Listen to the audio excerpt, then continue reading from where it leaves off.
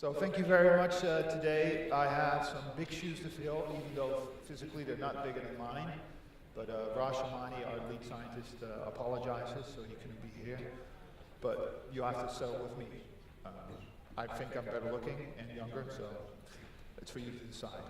Our last panelist, we had somebody who was a CISO, and he was introduced as the Chief Information Security Officer. And we're talking about crisis management. So who is at the head of a crisis management team? That is a CISO. So could anyone tell me what the other acronym for CISO is? Career is so over. And it's true. Look around you. When we look at the companies nowadays, and all the data breaches that we have, the more traditional companies who did appoint a CISO, well, guess what? Equifax, they're out the door. And it is with reason, obviously, because you have to do your job in the right way. But CISOs have always been at the side table. So you have the boardroom, the board table, the CEO, and everybody else, and the CISO is either at the small table for the kids or in the hallway. That's a matter of fact. Because with the old companies, old brick and mortar companies that did have an IT infrastructure, but mostly in-house, the CISO was responsible for running that. But guess what? We've seen numerous presentations today that actually change that fact. That technology and data is driving innovation and is driving future companies.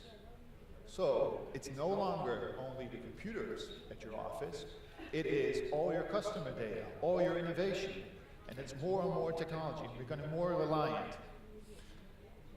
So is the CISO then, does he have to be at the side table or at the boardroom table? My opinion is he used to have the key to the server room, but now he has the key to your future, for your future company, for your innovation. Funny story, actually, I can follow up with the data breach and the extortion. Before I did this job as the head of cyber investigations, I worked for the Dutch National High-Tech Crime Unit. And the scenario that was painted out by the other CISO was exactly what happened.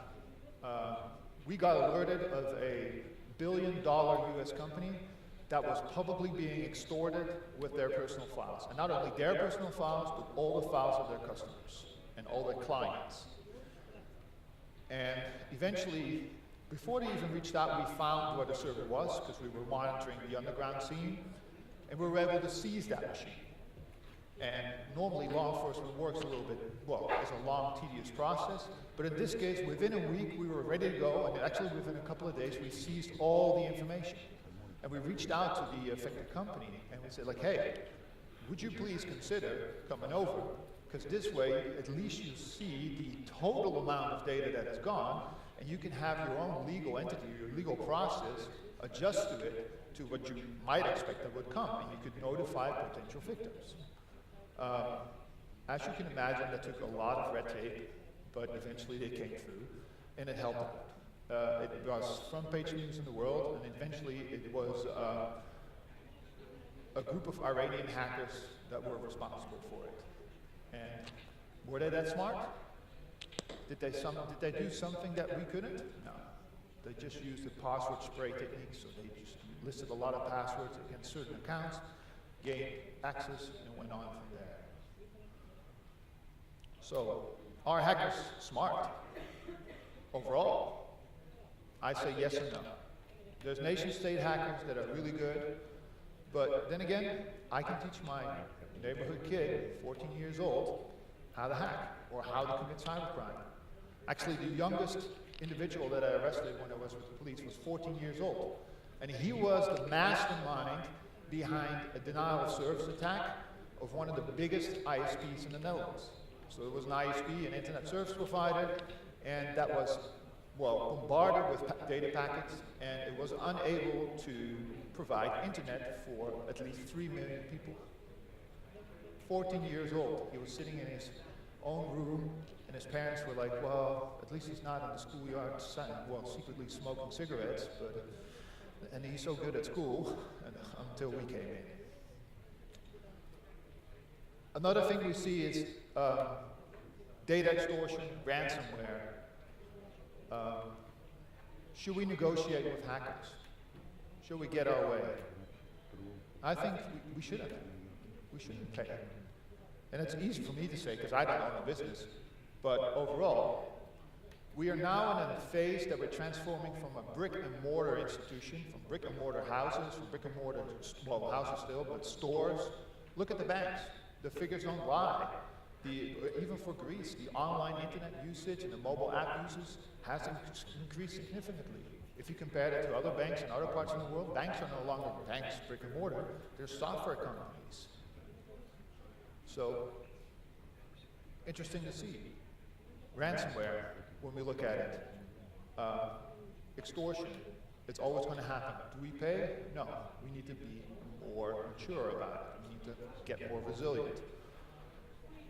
One of the things, it's not only companies that's being hit by ransomware. Personally, I've seen individuals, or maybe people here in the room have been a victim of ransomware. And it's not only a company, but it could be your personal files. It could be pictures of a loved one that are gone. And that's what we're in the world that we live in now. People can target you really easily. So one of the things that we did within McAfee was set up a No More Ransom initiative. And that's a public-private cooperation, public-private partnership site. We worked together with law enforcement, and we offered a third option. Because usually when it comes to extortion, it's either, oh, you keep your mouth shut, or you pay up. And now we actually give an option. We build decryption tools for ransomware, and people can download those tools and get their files back for free. So it's nomoreransom.org.